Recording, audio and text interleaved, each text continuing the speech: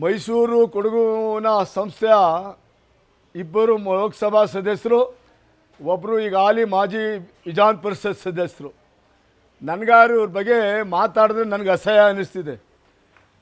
ಒಬ್ಬ 2 ಬಾರಿ MP ಆಗಿದ್ದಂಥ ಪ್ರತಾಪ್ ಸಿಂಹ, ಅವನು CD ಸಿಂಹ ಏನು ಹೇಳಿ. ಇನ್ನೊಬ್ಬರು MP ಆಗಿದ್ದವರು, ಅವರು ಪೆನ್ ಡ್ರೈವ್ ಗಿರಾಕಿ. ಇವರಿಬ್ಬರು, ಒಬ್ಬರು ಲೋಕಸಭಾ ಸದಸ್ಯರು CD ಅವರು, ಇನ್ನೊಬ್ಬರು ಪೆನ್ ಡ್ರೈವ್ ಅವರು ಮಾನ್ಯ ವಿಶ್ವನಾಥ್ ಅವರು.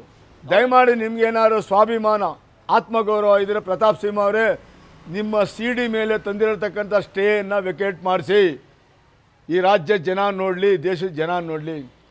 ಸನ್ಮಾನ್ಯ ವಿಶ್ವನಾಥ್ ಸಾಹೇಬ್ರೆ, ಶಾರಾ ಮಹೇಶ್ ಅವರು ಹೇಳಿರತಕ್ಕಂಥ ಪೆನ್ ಡ್ರೈವ್ ಕತೆ ಏನು, ಆ ಪೆನ್ ಡ್ರೈವ್ ಕತೆನ ಅದೇನು ಅಂತ ಸ್ವಲ್ಪ ಸಾರ್ವಜನಿಕರ ಮುಂದೆ ಇಟ್ಟುಬಿಡಿ. ಈ ರಾಜ್ಯದ ಜನ ನೋಡಲಿ, ದೇಶದ ಜನ ನೋಡಲಿ. ಇವರಿಬ್ಬರನ್ನ ನಾನು ಹೇಳೋದಾದರೆ, ಉತ್ತರ ಭಾರತ ಕಡೆ ಡೋಂಗಿ ಬಾಬಾಗಳು ಅಂತ ಇರ್ತಾರಂತೆ, ಡೋಂಗಿ ಬಾಬಾಗಳು. ಈ ಇಬ್ಬರು ಮಾಜಿ ಲೋಕಸಭಾ ಸದಸ್ಯರು BJP ಅವರು ಡೋಂಗಿ ಬಾಬಾಗಳು ಅಂದರೆ ವಿಶ್ವನಾಥ್, ಪ್ರತಾಪ.